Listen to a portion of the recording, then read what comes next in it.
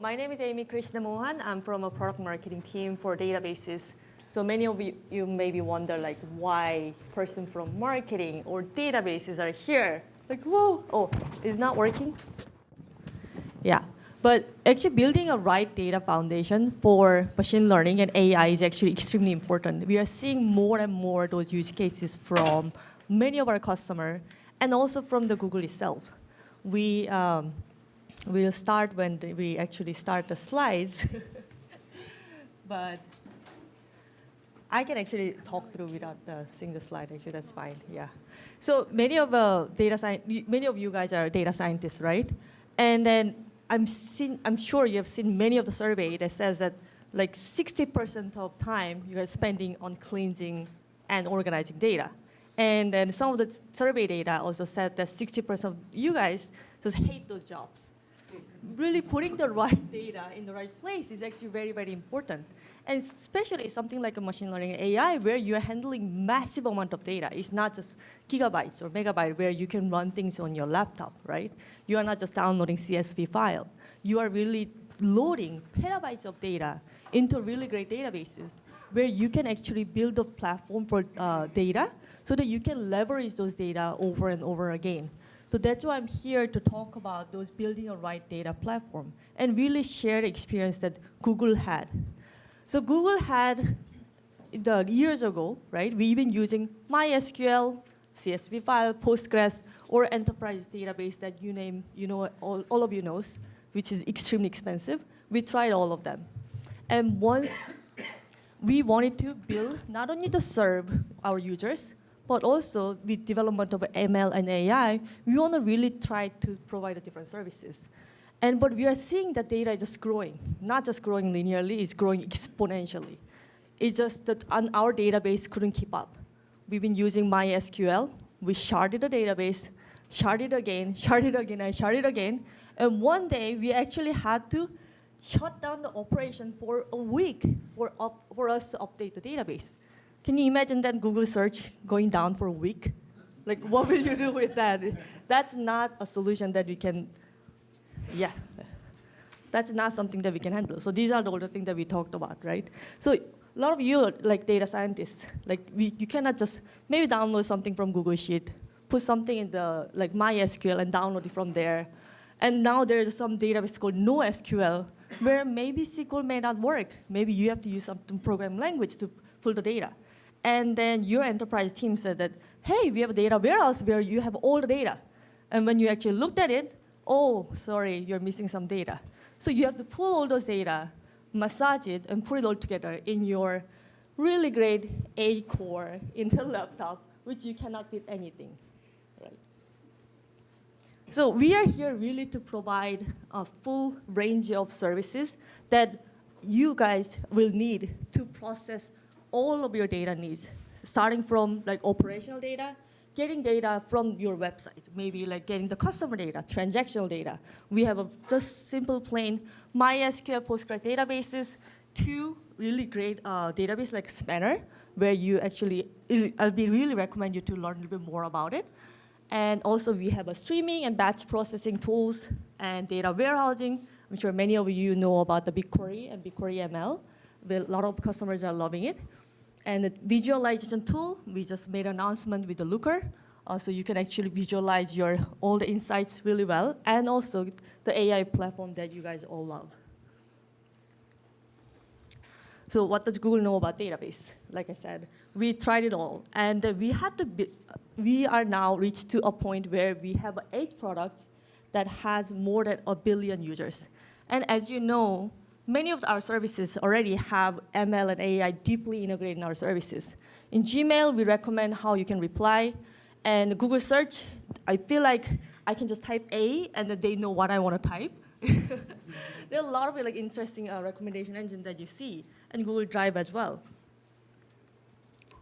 So Google really rethought how to build this infrastructure, like what we should do, how we should build a database. We cannot just rely on the database that is existing in the market. So they really thought through about building a new file system, building a new processing, like a MapReduce, and building a new database, like Bigtable and Spanner. and really building a new engine for the AI, like TensorFlow. So there are a lot of papers got published that actually trigger a lot of interesting open source project that you've seen here. And then at Google Cloud, we love to actually we are actually providing all these services as fully managed services where you can just leverage very easily. So I'll give 2 examples of our databases and how we can leverage those foundations together with a lot of ML and AI use cases. So first one is our Bigtable. This NoSQL database is very scalable, wide column database that are used together with TPU. So it is actually, there's a great tutorial. I'm not going to go through this tutorial today, but I would highly recommend you guys to go through it. It actually has a great use case on deep regular running image recognition, and it has a training data set, ImageNet, and it also has a TPU estimator to make sure that you are using the TPU in the right way. So it actually have very great step-by-step process, so I highly recommend you to go through it. So why Bigtable?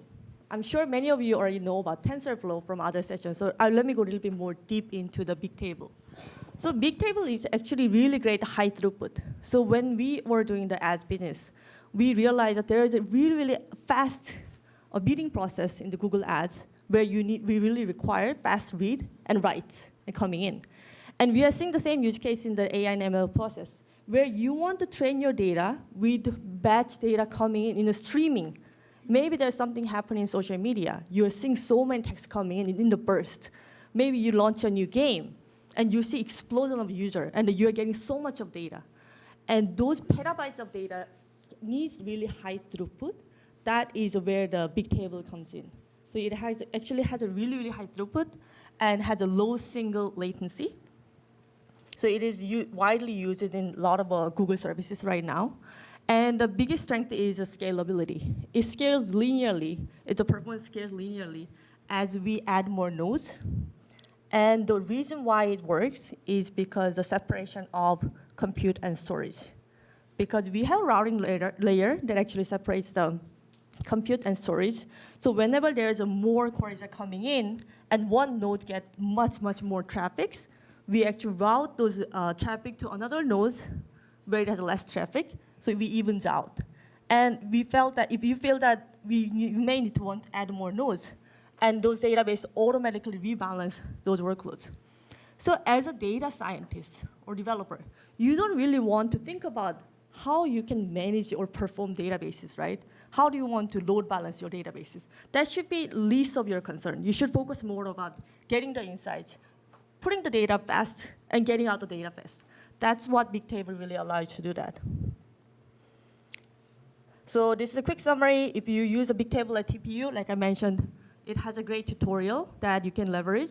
It has a really low latency, very scalable. You can scale your data to petabytes of scale. And then you can really train your data set with a really ultra high speed. And next example is actually a little bit more boring use cases. How many of you guys are using like MySQL or Postgres? Oh, it's quite a lot, yes. So I think that's like for operational database, you cannot avoid that. But for maybe data science side, it's a little bit more like half and half. And how many of you are using like data warehousing? Oh, okay. And how many of you are using both of them together? Okay, that's great. So you're seeing that like the use case that I mentioned, sometimes you have a large amount of data in the BigQuery or some of the data warehousing platform that you have. And then you realize, hey, I just want to add some transactional data to analyze this. And can I get it? And then your enterprise team might say, data team say, oh, maybe wait for like 3 weeks. We'll get back to you. And let's see what happens. Oh, you need to schedule a new ETL job. You need to cleanse those data. Are you sure the data format is right? You get like tons of questions, and you feel like, okay, maybe we'll do it the next quarter. This use case is very, very common. So we've seen a lot of customers using Cloud SQL, right? The MySQL and Postgres has been around for 30 years, and everybody just loves it, and they just want to use hassle-free MySQL and Postgres. So we introduced the Cloud SQL, where it's a fully managed databases. It's all backed by Google SRE, and we You can upgrade your instances to like big 64 gigabyte size, and also it ensures 99.95% high availability. However, you want to bring those data that's stored in the Cloud SQL to the data warehousing easily at your fingertip, right? You want to maybe query the live data. Hey, what happened to this past 10 minutes of this crazy Black Friday sales? I want to analyze that.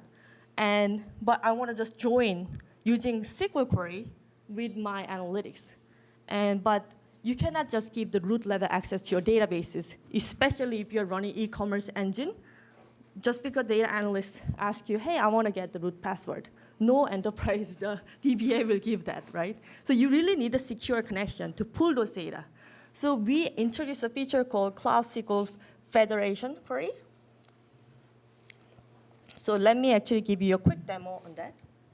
So let me see if I can pick this one here. I can.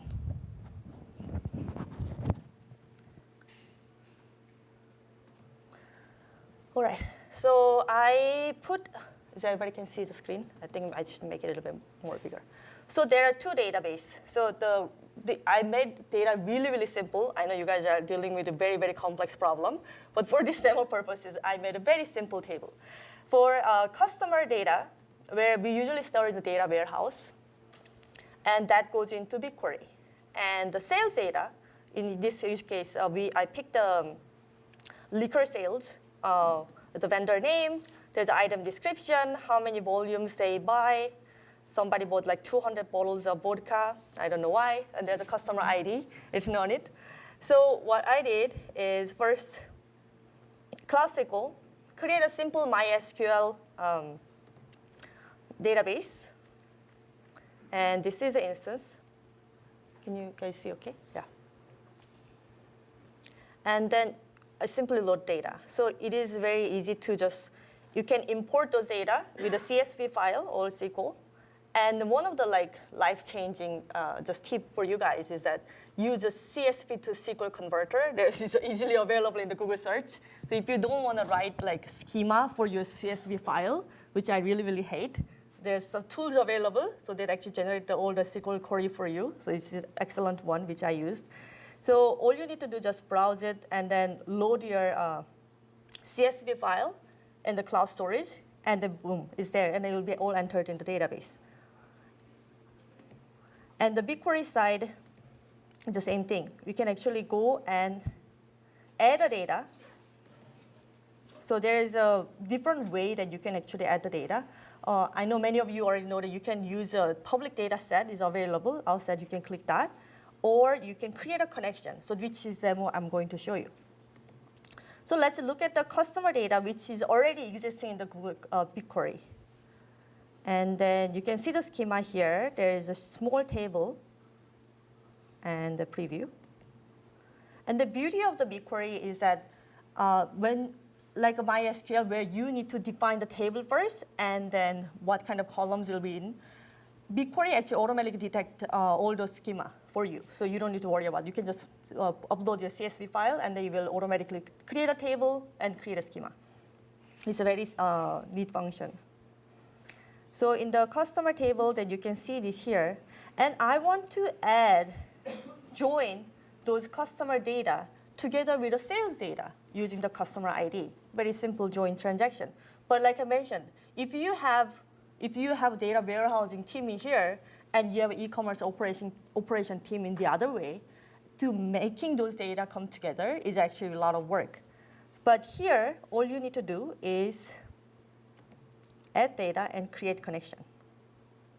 So here, it actually provides you a very secure connection to connect the MySQL instances. And you can add the connection ID, which is a random text that you can just make it here. And friendly name, description, you can make it all optional. And then you need to add a classical instance ID. So one tip that I found is that it can be actually very long to find a project ID and instance ID and things like that is very cumbersome. But if you go to classical console, and where you can actually see the instance connection name, you can just simply copy here. and then copy those database, and the enter database name is my table, store, and the username. Username is important because you don't want, like I mentioned, you don't want any root level access to your databases, right? So your DBA needs to create a separate user where you guys can pull the data.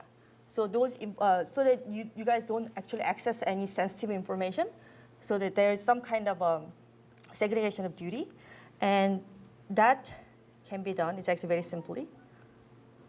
So when you come to MySQL, click users, and just create a user account.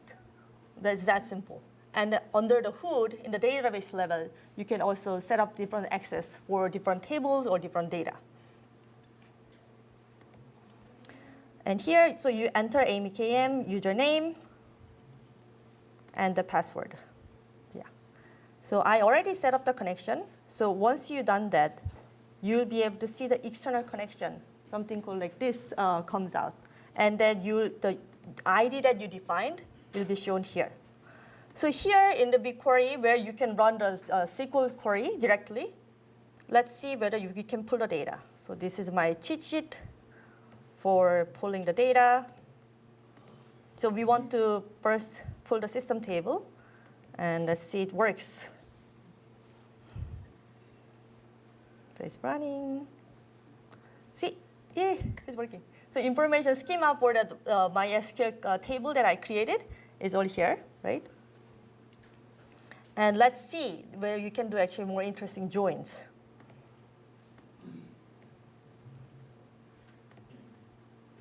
So as you've seen, customer data is stored in the BigQuery, and transaction data is stored in MySQL.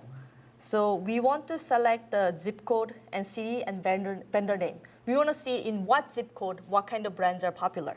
This is very simple analysis. And so we select those columns and the description. And then when you do from, you just make a connection string, add a connection string here, and as RP, just like you're referring to other table. And then add external query function, where you can add a connection string here. Sorry, it was connection string here. And then comma, and then add the same SQL query that you use everywhere. It's not that, it's really, really simple to use. So select all from my table. And then you query join on the customer ID on those two tables. And you run this.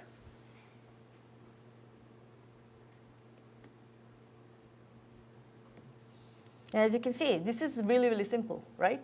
So you don't need to worry about bring the data, downloading the CSV file, put it here, and load it again in the database, merge it on the database, join together. You don't need to worry about all these things. In the connection, using the connection string, you can just use a simple SQL query and then mesh the data. And this is a very simple use cases, but if you want to maybe apply the BigQuery ML, and you don't have a data on hand, all your data is in different databases, you can totally leverage this federated query feature to really get all the data that you want.